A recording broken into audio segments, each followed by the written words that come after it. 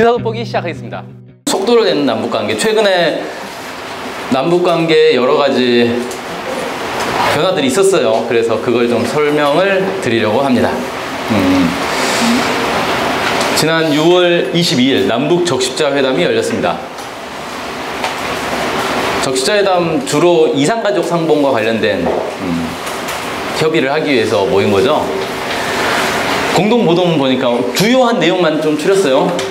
남과 북은 8.15를 계기로 금강산에서 이산가족 상봉을 진행하기로 하였다. 그래서 상봉 행사는 8월 20일부터 8월 26일까지 꽤 오래 하네요. 상봉 대상은 각각 100명씩. 그 다음에 생사 확인 의뢰서를 7월 3일까지. 그래서 이미 주고받았죠. 어제 뉴스에 나오더라고요. 주고받았다고. 회보서, 최종 명단 이렇게 해서 사전 준비도 하기로 하고. 그래서 이산가족 상봉이 이제 8월 20일부터 잘 진행이 될 것 같습니다. 이런 얘기도 있어요. 남과 북은 앞으로 합의되는 시기에 적십자회담과 실무 접촉을 가지고 이산가족 상봉을 비롯한 인도적 문제들을 계속 협의해 나가기로 하였다. 이렇게 했어요. 그래서 이산가족 상봉뿐만 아니라 다양한 이제 논의들을 하겠다라는 건데, 언론 보도 보니까 이제 남측의 적십자회담 뭐라고 하죠? 총재라고 하나? 이 사람이 이제 이렇게 얘기를 했어요. 전면적 생사 확인, 고향 방문, 성묘, 화상상봉, 이산가족 정례화 이런 것들을 북측에 제기를 했대요. 제기를 했는데 이게 합의가 안 돼가지고 공동보도문에는 들어가지 못했다.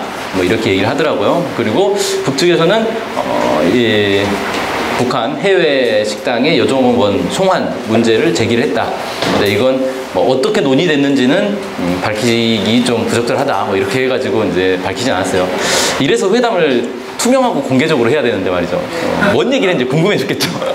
네. 북측에서 제기를 했을 텐데, 남쪽에서 못 받았으니까 이러겠죠. 그리고 사실 이 문제는 적십자사 측에서 다룰 수 있는 권한이 없어요. 이건 국정원에서 뭔가 결단을 하지 않고서는 풀 수 없는 문제라서. 그래서 결국 적십자사에서는 얘기를 많이 할 수는 없었을 것 같고, 남측의 이런 주장들, 이거 하면 좋죠. 하면 좋은데, 사실 이게 지금 중요하냐.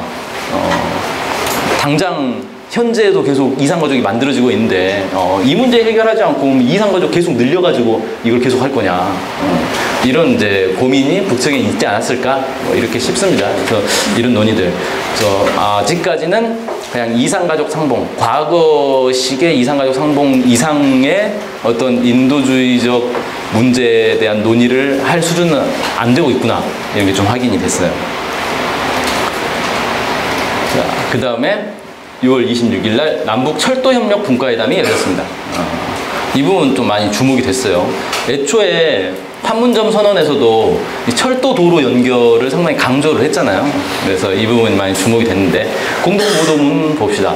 남과 북은 역사적인 판문점 선언에 따라 진행하는 동해선, 경의선 철도협력 문제가 민족경제 균형적 발전과 공동번영을 이룩하는 데서 중요한 의의를 가진다는 입장을 확인하고 앞으로 이 사업을 동시에 추진해 나가기로 했다. 동시에, 그러니까 동해선, 경의선 양쪽 동시에 이제 추진하겠다는 거예요. 그래서 보면 이쪽이 이제 경의선이죠. 서울에서 쭉 올라가서 문산, 도라산 거쳐서 판문점, 개성을 거쳐서 이렇게 쭉 신우주까지 올라가는 거.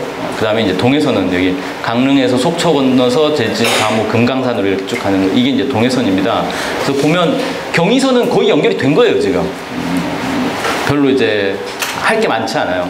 근데 동해선은 강릉에서 여기까지 지금 안 돼 있어서 이 부분에 대해서 이제 공사를 해야 되는 게 있고, 이 부분은 이번에는 그렇게 강조는 안 됐죠. 그래서 이 경의선과 동해선을 이제 연결하기로 했다는 겁니다.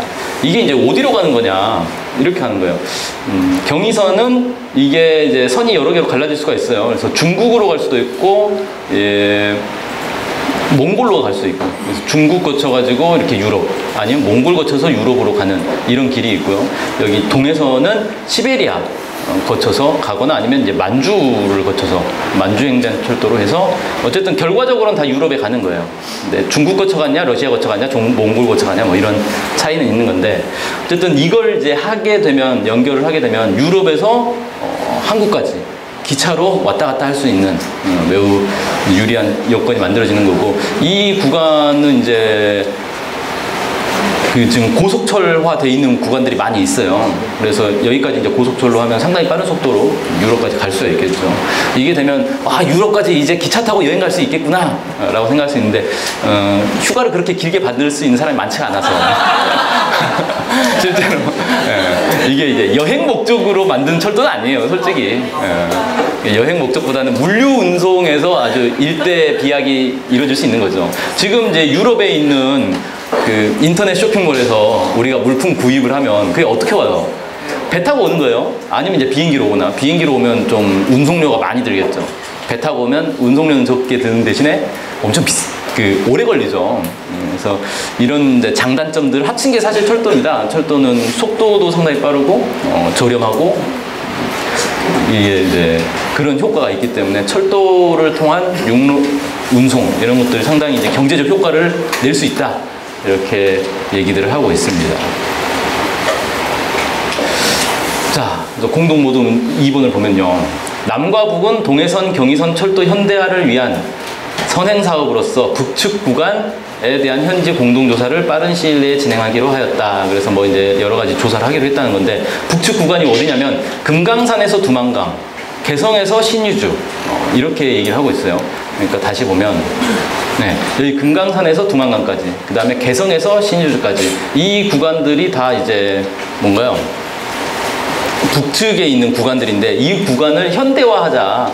현대화라는 게 고속철이라고 딱 명시를 하지 않아서 이걸 이제 고속철로 만들겠다는 건지 아니면 그냥 최신 시설로 바꾸겠다는 건지 이건 좀 정확하지 않은데, 그래서 좀 주목해 볼 게 뭐가 있냐면은 2013년 12월에 북중 간에 고속철 합의가 있었어요. 이게 중국에서 신의주 거쳐서 평양 거쳐서 개성까지 가는 여기 이 구간에 고속철을 놓겠다라는 거를 북중 간에 이제 이 사업을 합의를 했었거든요. 그게 2013년인데 실제로 아직까지 벌써 2013년이면 언제입니까? 지금 5년이 지났잖아요. 근데 아직까지 진행이 되지 않고 있어요. 근데 이번에 남북 간에 개성에서 신의주까지 철도 현대화하는 사업을 같이 이제 협력해서 조사를 하고 진행을 하자 이렇게 얘기를 했어요. 그러면 뭐지? 이거 중국하고의 합의는 어떻게 되는 거지? 물론 있는 철도를 현대화하는 사업과 고속철을 새로 넣는 건 물론 다를 수가 있겠죠. 하지만 어차피 경로가 겹친단 말이에요. 그럼 이게 어떻게 되는 거냐? 여기에 대해서 나중에 뭔가 이제 중국까지 포함을 해서 남북 중 3자가 이 북한 철도 문제를 같이 협력해서 할 가능성이 있겠다 이렇게 좀 보여져요. 어차피 이 사업 자체도 중국의 이제 여러 기업들이 컨소시엄 묶어가지고 북한하고 계약을 한 건데, 그 컨소시엄 묶을 때 국내 자본이 들어갔을 가능성이 좀 있거든요. 그 이제 오이사 조치 때문에 한국 기업이 북한에 직접 사업을 할 수가 없잖아요. 그래서 중국으로 들어가서 중국 기업에 섞여가지고 들어가는 그런 이제 꼼수들을 많이 썼었는데, 이 관계가 있지 않을까 좀 예상이 됩니다. 자, 그 다음에 이제 연이어서 6월 28일 날 남북 도로협력 분과회담이 또 열렸어요. 그래서 철도협력하고 또 다르게 도로협력도 회담을 했죠.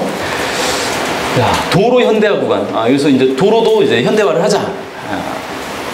동해선은 고성에서 원산까지, 경의선은 개성에서 평양까지로 정하며 앞으로 이를 더욱 확대해 나가기로 했다라고 했는데, 개성에서 평양까지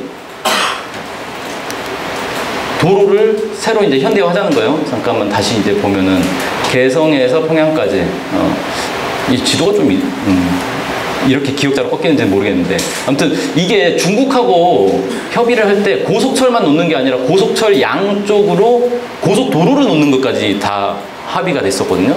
그러면 중국이 어차피 평양에서 개성까지 고속도로를 놓을 거란 말이에요. 근데 이 구간에 지금 남북 도로 협력을 통해 가지고 현대화를 하자라고 얘기를 했어요. 그럼 이게 어떻게 되는 거냐? 겹치는 거 아니냐? 겹치는 거죠. 그래서 도로공사에서도 이 구간은, 그러니까 개성에서 평양까지의 구간은 뭔가 한국 남북이 함께 사업을 진행하고, 평양에서 신의주까지는 중국이 북한하고 합작해가지고 진행하고 뭐 이런 식으로 될 가능성도 있지 않겠나 이렇게 보이더라고요. 그러니까 왜 하필이면 개성에서 평양까지로만 정했을까? 개성에서 신의주까지 안 가고. 그건 아마 중국하고의 뭐 계약을 고려해서 그런 게 아닌가 싶어요. 공사 범위와 현대화 수준은 동해선, 경의선 도로 현대화 구간의 제반 대상을 국제 기준에 준하여 지역적 특성에 맞게 정하는 것을 한다. 그래서 국제 기준에 맞게 도로를 현대화하겠다. 뭐 이런 거죠. 그래서 설계와 시공을 공동으로 진행을 한대요. 자, 이렇게 해서 철도, 도로를 이제 놓게 되면 가장 이제 경제 협력에서 중요하게 봤던 것들을 합의가 된 거죠. 이거 최대한 빨리 좀 진행을 하자 이렇게 얘기를 했어요. 그래서 이게 되면은 앞으로 남북 간에 철도도 놓고 도로도 놨는데 이용을 안 하면 안 되잖아요.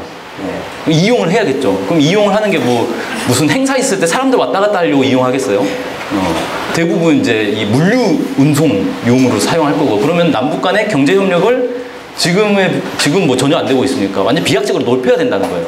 근데 이걸 남북 간의 물류 운송을 비약적으로 높이려면 대북 제재가 있는 상황에서 안 된다는 거예요. 결국은 저 공사가 끝나기 전까지는 대북 제재가 풀려야 된다는 거죠. 그래야 써먹을 수가 있다는 거죠. 그런 측면에서 뭐 앞으로 어떻게 될지 한번 지켜봐야 될 것 같아요. 7월 1일에는 서해 국제 상선 공통망 정상화가 이루어졌대요. 이건 이제 남북 그 장성급 회담에서 합의된 내용대로 이제 이 통신망을 연결한 거예요. 그래서 서해나 동해에서 우발적 충돌이 있거나 뭐 문제가 있을 때 이렇게 서로 연락할 수 있도록 그렇게 선을 다시 복구를 했습니다. 짜잔, 이건 뭘까요? 농구. 네, 농구. 이 사람 어디서 많이 본 사람이죠. 옛날에 농구 좀 보셨던 분들은 누군지 다 알 거예요. 근데 이 비행기가 참 특이해요. 이게 무슨, 딱 보니까 이게 일반 여객기가 아니죠.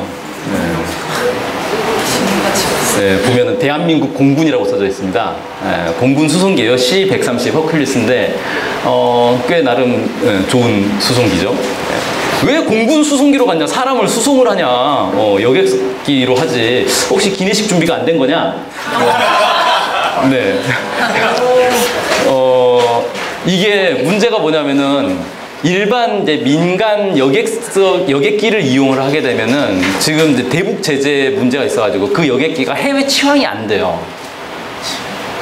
그게 이제 평창 올림픽 때도 사실 그게 문제가 있었거든요. 평창 동계 올림픽 때 북한으로 뭐 했습니까? 마식령 스키장에 공동 훈련한다고 올라가고 막 그랬었잖아요. 근데 그때도 그 논란이 좀 있었어요. 근데 그때는 유엔에서 이제 임시로 허용을 해줬죠. 그건 안 걸 테니까 그냥 가라. 뭐 이렇게 했어요. 근데 이번에는 그게 안 된 거예요. 그래가지고 어쩔 수 없이 대북 제재를 피하기 위해서 민간 항공사들이 여객기 제공했다가 그 비행기가 이제 해외 취항이 안 된다 그러면 그 민간 항공사가 이제 타격을 입는 거잖아요. 그래서 그걸 피하기 위해서 그냥 공군기. 그래서 이 수송기는 이제 해외로 못 나갈 것 같습니다. 해외 작전 불가. 근데 참 안타까운 일이죠. 무슨 농구 시합 하나 하는데도 대북 제재에 걸려가지고 비행기도 마음대로 못 타냐. 이런 이제 문제가 좀 있어요. 아직까지 풀리지 않고 있구나. 빨리 좀 풀어야 될 문제인 것 같습니다. 아무튼 이번에 지금 이제 현재 진행형이에요. 이건 오늘 또 아마 뭐 시합하고 있을지 모르겠는데 가자마자 뭐 이렇게 환영회를 해줬다 그래요. 만찬.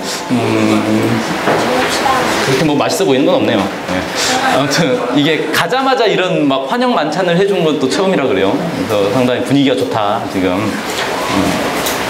그 다음에 여기에 가는데 이 농구단 단장으로 조명근 통일부 장관이 갔어요. 통일부 장관이 평소에 농구에 관심이 있었냐? 전혀 없었죠. 왜 통일부 장관이 갔을까? 할 얘기가 있어서 간 거겠죠. 그래서 사실상의 어떤 북측의 무슨 이제 이 회담을 위해서 간 것 아니냐 이렇게 좀 보고 있고, 조명근 그 통일부 쪽에서도 그렇게 얘기했어요. 이건 뭐 농구 때문에 간 거 아니다. 솔직히 북측의 고위 인사들 만나서 협의를 하기 위해서 간 거다 이렇게 얘기하더라고요. 그래서 간 김에 아마 다양한 이제 이 북측의 인사들 만나서 남북 관계와 관련된 논의들을 좀 많이 할 것 같아요. 좀 이제 풀리지 않는 문제들도 아직 여전히 많이 있잖아요. 특히 뭐 아까 적십자회담에서 나왔던 여종업원 문제도 있고 남북 간에 여전히 풀어야 될 것들이 있는데, 특이한 건 뭐냐면은 내일 폼페이오가 또 북한을 가요. 농구 시합은 계속 진행되고 있는데 그럼 조명균이 있는 상황에서 폼페이오가 또 들어갑니다. 그래서 뭔가 북한과 남북, 미 이 3자가 이렇게 매우 치열한 외교 이렇게 뭘 할 것 같다 이런 이제 전망도 나오고 있죠. 또 갔다 와서 뭔가 또 여러 가지 변화들이 보일 수 있겠습니다.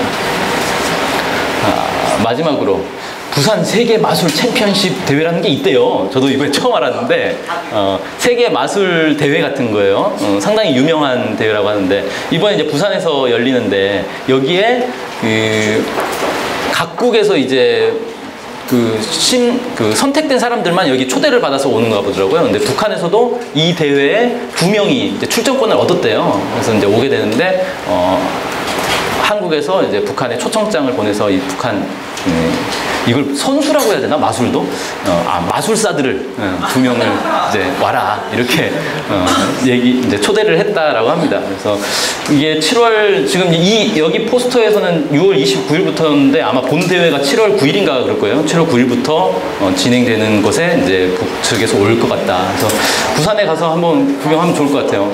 북한 마술 하면은 또 판문점 선언에서 나왔던 그 마술사가 아주 인상 깊지 않습니까? 이 돈을 환전을 그냥 자동으로 계속 해주는 그래서 5만 원짜리 가지고 막 달러로도 바꾸고 뭘로도 바꾸고 막 이런단 말이에요. 그런 이제 재미난 마술들이 또 나오지 않겠나 싶습니다. 아무튼 최근에 8.15까지 가는 과정에서 남북 간의 이런 다양한 교류와 협력들이 이어지고 있다. 이게 좀 잘 진행되면 좋을 것 같고 이걸 원래 이제 가장 앞장서서 방해를 해야 될 대상이 자유한국당인데 자유한국당이 요즘 이제 내분에 휩싸여가지고 당 대표를 못 뽑고 있어요. 심지어는 뭐 도올 김영욱 선생까지 거론하고 이해창이라는 사람이 있었습니다. 요즘 젊은 사람들 잘 모를 텐데. 그리고 나름 대선 후보를 2번이나 했던 사람이에요. 그 사람한테 제안을 3번인가요? 3번? 맞다. 3번이구나. 네. 3번째 나올 때는 사실 뭐 기대가 없었는데. 제안을 했더니 이해창 쪽에서 아니 급할 때만 부르냐? 너넨 예의도 없냐? 뭐 이런 식의 반응을 보였다고 합니다. 우리도 좀 교훈이 되더라고요. 사람을 급할 때만 찾으면 안 되겠구나. 평소에 잘 찾아보자. 그런 교훈 좀 남았는데 아무튼 자유한국당이 지방선거에서 완전히 몰락을 하고 바른미래당도 완전히 몰락을 했죠. 그래서 자기들 내분에 휩싸이는 바람에 남북관계를 방해를 할 여지가 없어요. 좋은 기회입니다. 지금 좋은 기회에 남북관계를 빠르게 발전시키면 좋을 것 같습니다. 자, 여기까지 해서 마치겠습니다.